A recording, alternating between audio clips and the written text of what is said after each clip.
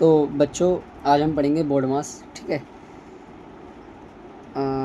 आज हम पढ़ेंगे बोर्ड मास, ठीक है। तो बोर्ड मास में हम पढ़ते हैं, ठीक है। बोर्ड मास में हम सबसे पहले ना इसे ना गिनती में बांट लो, जैसे 1 2 3 4 5 6 सबसे पहले, ठीक है। उसके बाद हम क्या देखेंगे इसमें कि अपना जैसे ये बी का मतलब होता है ब्रैकेट,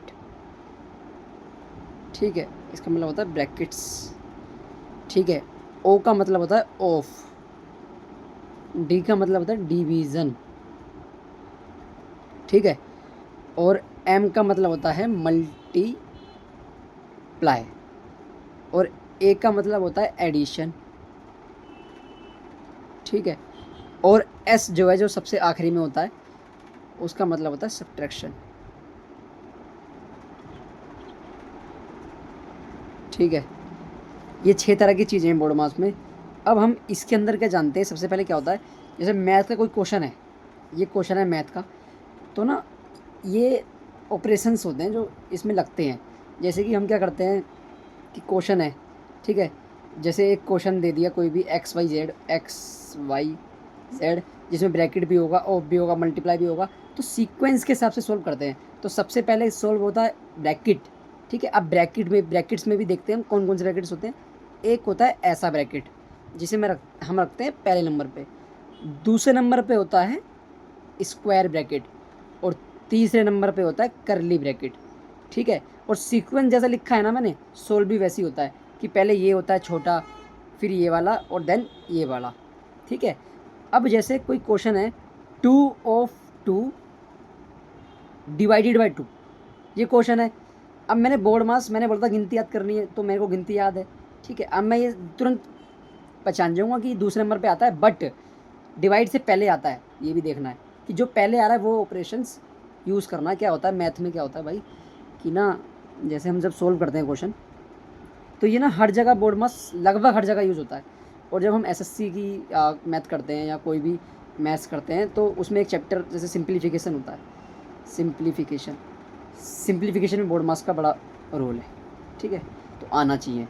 तो अब हमें क्या देखना है कि गिनती के हिसाब से देखना है कि गिनती जो पहले अप्लाई हो रही है।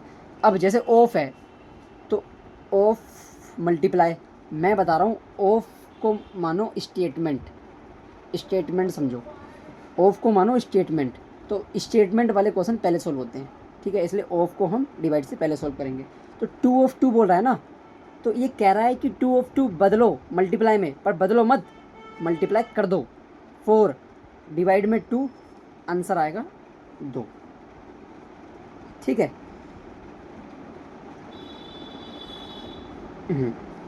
अब लास्ट चीज़ क्या बतानी है, जैसे अब हम किसी भी क्वेश्चंस में हम ये अप्लाई कर सकते हैं। आप बोर्ड मास के किसी भी क्वेश्चंस में याद क्या रखना है, सीक्वेंस याद रखना है, और पहले क्या सोल्व होगा। अब कोई भी क्वेश्चन ले लेंगे, जैसे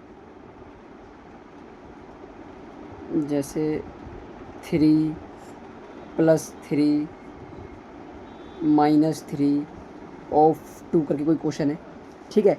अब ऑफ तो है मानता हूँ मैं, माइनस भी है मानता हूँ मैं, बट हमें क्या याद रखना है कि पहले भाई ब्रैकेट सोल्व होगा, और ब्रैकेट इसमें ये वाला ब्रैकेट है, ठीक है।